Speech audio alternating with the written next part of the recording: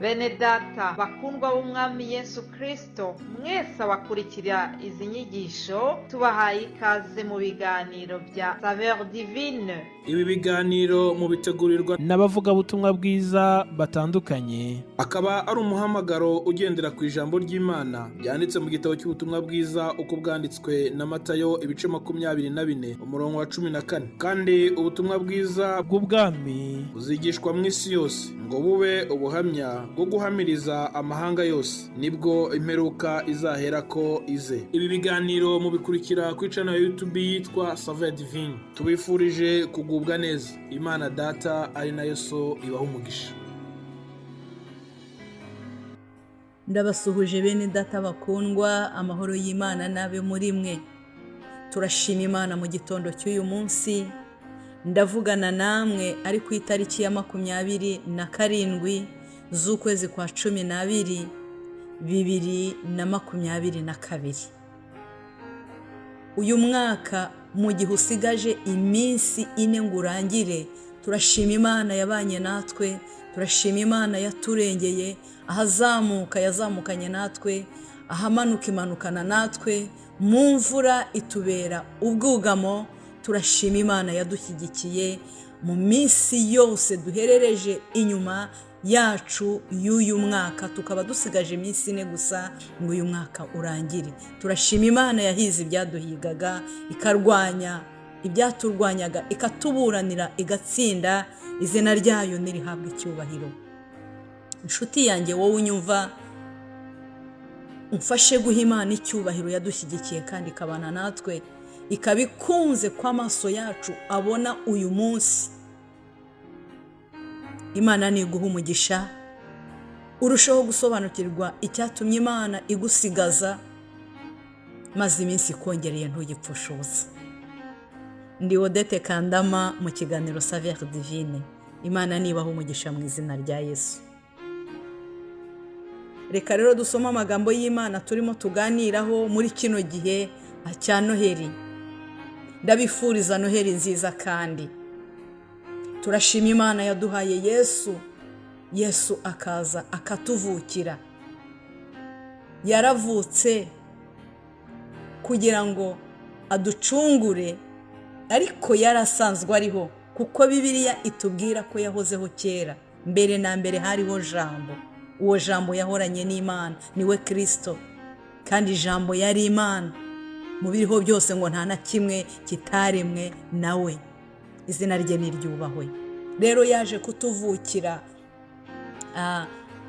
aca bugufi kugira ngo abashe kudushyikira, ariko yarasanzwe ariho. Imana ihabwa icyubahiro. Mu nkundiro dusoma amagambo y'Imana yanditswe mu gitabo cy'umuhanuzi Yesaya ibice 9. Turasoma duhereye ku murongo wa 5 tugeze ku murongo wa 6.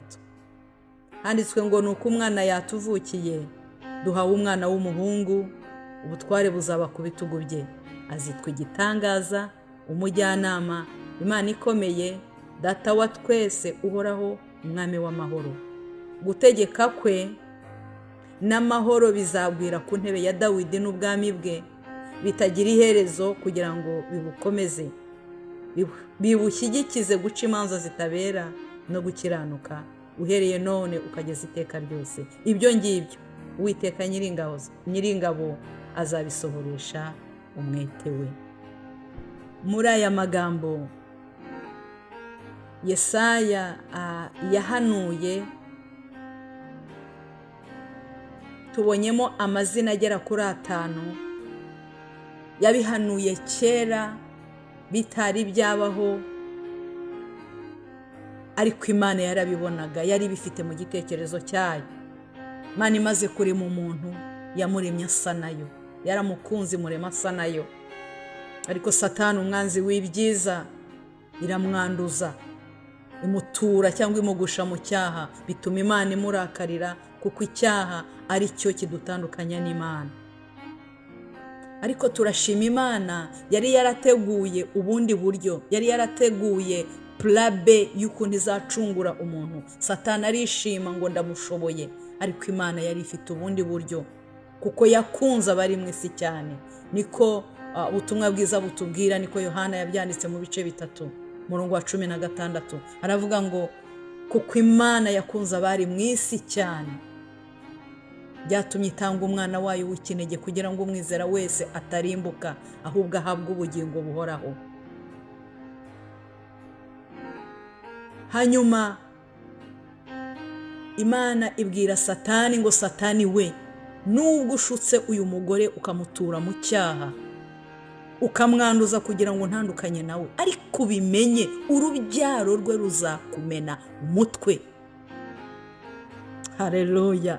Ni Yesu wari uhanuwe muri icyo gihe, urubyaro rw'umugore ruzakumena umutwe. Turashima Yesu waje akamena Satani umutwe. Satani nta butware agifite, Yesu yaranesheje. Imana ishimwe. Yesaya rero arabihanura maze avuga aya mazina, nayasomye nsanga ni 5.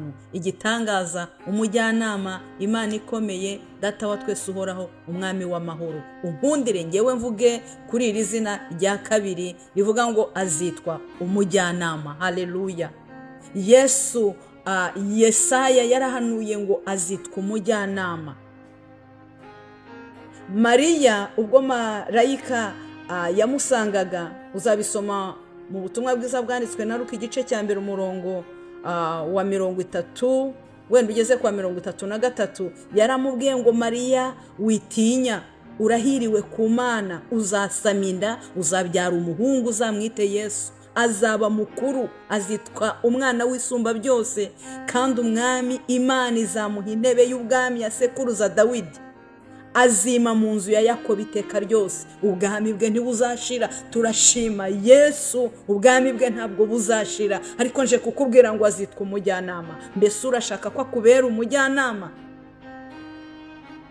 Urashaka ko Yesu akubera umujyanama? Mbese ntabwo yakugira inama utayimugishije, ariko arashaka kukubera umujyanama. Yaje ari umujyanama, arashaka kuba umujyanama wawe.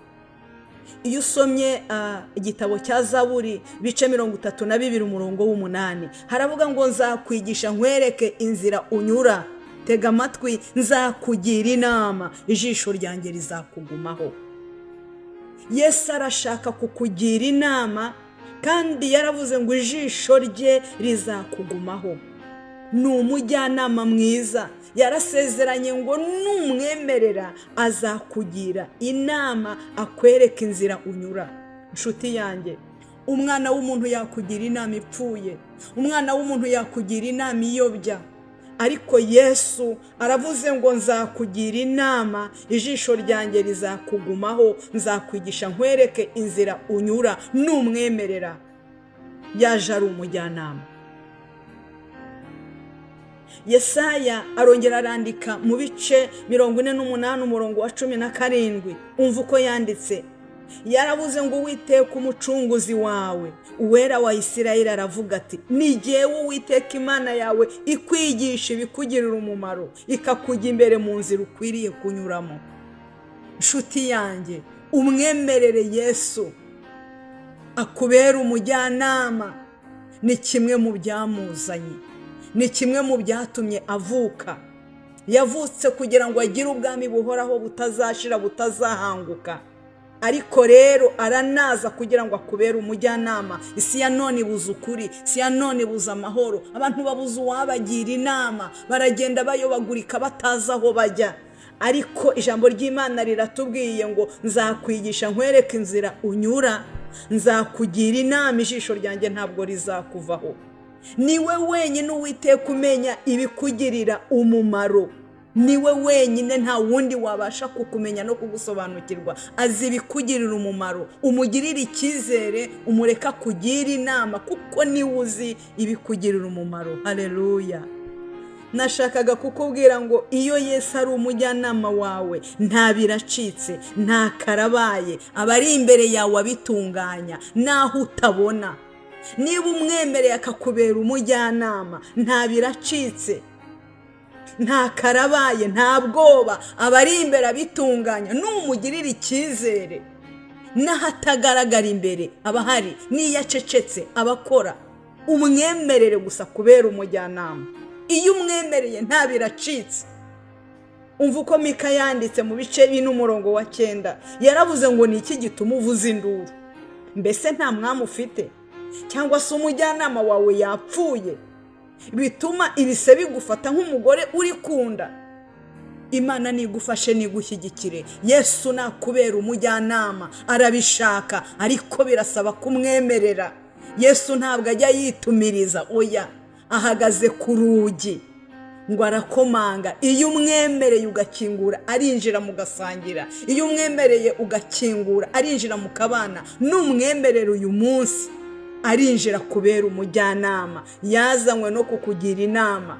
Na biriya byose twasomye, ariko nashagaga kukubwirira izina ko azitwa umujyanama. Numwemera akakugira inama, akaba umujyanama wawe mukuru, azakwereka inzira ukwiriye kunyuramo. Ntabwo uzayoba, ijisho rye kandi ngo rizakugumaho, ntabwo rizakuvaho. Mugirira icyizere, umwemerera kugira inama, kuko niwe wenyine umenya ibikugirira umumaro.